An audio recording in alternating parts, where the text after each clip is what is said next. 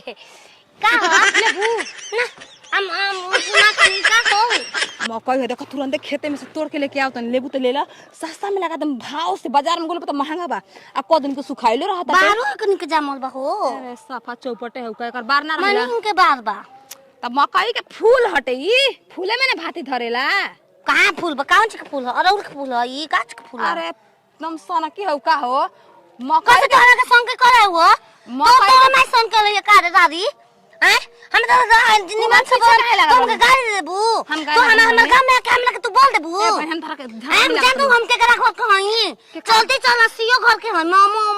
मुहिया के बहिन है मुहिया सियो के कर कहेला जानता लू तो के पता बा पताइए का है अब लेना गनी हम ससुरा के बड़ी झगड़ा कर अरे ओ जगह के छाटल छिना रही देवर के राख लेनी छोड़ देला अरे हमारे कतनी तू पचैया के लू तू कहियो रहा चाहे जा हमरा उसे का मतलब तो से पूछा नहीं हां तू जा पर रास्ता ना पर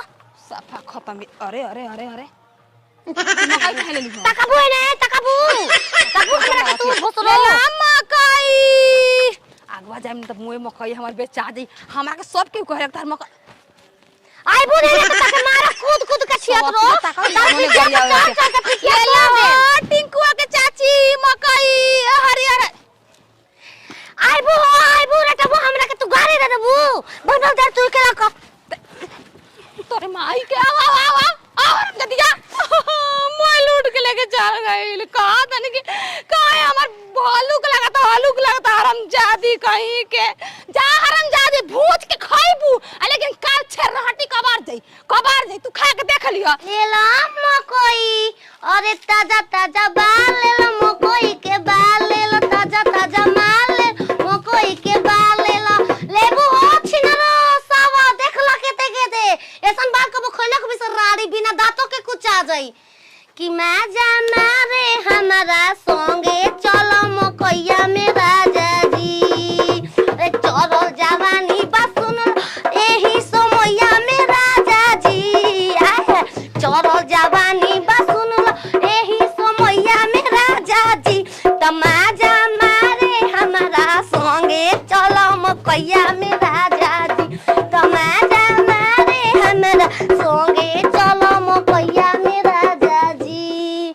अरे लहर जवानी के लूटे के मन बा सोया के साथ मरैया में चलो हनीमून मनाओ का हो गले सरल बका हो किसान तो बात छील दो बा मन ठग देले बा का रे सरवा बतावा कितना आई सरल बाल कहां से रे ई त खेत में से सुगा मन के गोई नहीं दम हरियर हरियर तुरंते तोड़ के लेके आ गोनी तुरंते में सुगा पेंडुक बनतड़ू हां कवना खेत में गोरेली मुखिया के मुखिया के कहां रोपल बाई रोपने के तो रोपे के पर जी ना मुखिया के दर बदे हम रोपे ना हमरा खाती अच्छा तारा डरे के हु मकई रोपे लागी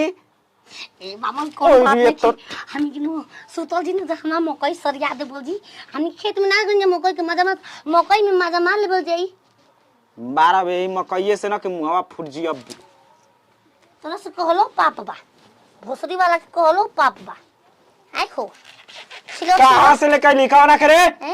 सही बताओ अरे उठ पोली पिस्टिक लगावे लगलू सोरो है में दिल धारा कावी लगलू देवान यारे बाप के नाम लेके ऐसे करे लपलो हेरो है लपलो हेले लप पूरा एकरा भूज के खाए के बहू पूरा केहू बा हो नतिया के बेटा एकरे घर बताई ना हो सके एही घर में कुमेर आनु जनता छीन के ले गइले सिया तू छीना रहो बाप के चेखुरा को और हरावा में बड़का छिनार बिया हमरा के छिनार कर देला हराम जादा कैसे हाथ उठा देलु लातो उठाइब तन लूर से बोला ठीक ना दुआरी पर बड़ी इज्जत करता नहीं समझ गेलू एही से तार द्वार बंद चुपचाप अरे बात कला बोला तारा घर के कोनो मेहरान हमारे पूरा मकई के बाल छीन के लेके चल आइल बिया एक हट छीन दे के चल छोड़ दनी माफ कर दनी पांच को तू जानता हूं हमारे घर के का लंगड़ा एगो लइका भेटाई टका टकला रहल ह का करबुए चाची ओकरा हरकत से हम परेशान बानी ए बचवा तू हरकत से परेशान नहीं हम अपन घर के पेट चलाए में परेशान नहीं मर्द हमर निक ना तो हरे मकैया रहला ए बचवा बेची ना का करने 2 रुपए कमाई ना गली गली घूम वो तो छुछुनरिया कहती है कि मुखिया जी के मकई बोलबा उमा से तोड़ के ले तने उनकर बोलो नहीं थे।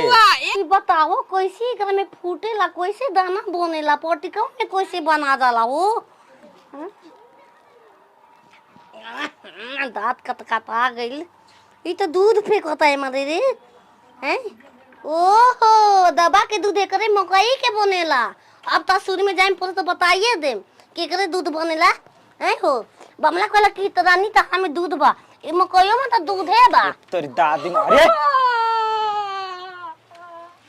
हमार पेट पर लात मारा था धंधा बावला। ये रा लिया ना चाची, ये रा लिया ए चाची। ये कर ले साफ मकई बच के दूसरा क्यों एक तरह खड़ा रख दी हैं? मैंने बानी से हमरा गांव में कई गो चोर उससे पूछे अच्छा वो दूध बा में दूध पिया दई। हरामजादी पिया। ए चाची सुना, अरे एक कुछ का ऊपर भाव बा चूसतिया वही तरह चूसे ले। पागल हिया ए छितरो दूध बता चुसम ना हो। औरी दूध बच्चू चला छोट पपियले नहीं खे का करबू चाची। तू पियल बाल रे। अरे मंगवा के लइकवा हम तो अभियो पीना। नैया चलावे वाला के लइकवा हमरे तू नैया चलावे ले मरहवा रे बोल ना। अरे मरहवा तो हाय अरे मेरे फरसा वाले ए का करबू। ए भोसरो तू अपन काम में धंधा में अपन बिजनेस में आग लगा। बिजनेस तारा घरे फोटो लेके ए चाची ए मार चाची अब किनल बाद तार जगो बाल जियान बोलो के तगो छिलल का छोड़ द काहे से के केहुली ही ना ओकर हम पैसा दे दे। ए बच्चा तो मामा हमके पूरा चाहिए, एकरा के पकाएंगे आगी को और फिर एकरा के जोटा बना बना बेचेंगे। ए बच्चा 1 किलो के हिसाब में बात दे तो 30 घरे सरवा चटनी नहीं खे ना पिसात अब बेचा तड़ू तू बनावे ले खाना बबुआ सब कुछ चूल्हा बर्तन ई करे ले खाना चनिया लगा नहाले लुगा साड़ी कुल। ए भोसरो अरे नाच लिए अब नाच अब नाच। लो जब कहिए देलू तो नाच नाच के जाना तो नाच के लहरिया लहरिया लहरिया लूटाए राजा लहरिया लूटाए राजा मुहां पर डाली के चौधरिया लहरिया लूटाए राजा मुहां पर डाली के चौधरिया लहरिया लूटाए राजा अरे धरया कवरिया में बड़ा मजा पईबो दावा से उठावा तुझे तने सटईबो मस्ती में मन डोली खोले लगा बाचोली बतनिया टन बतनिया टन बतनिया खोलाए राजा। अच्छा चला आवता नहीं झोल झारा तड़ू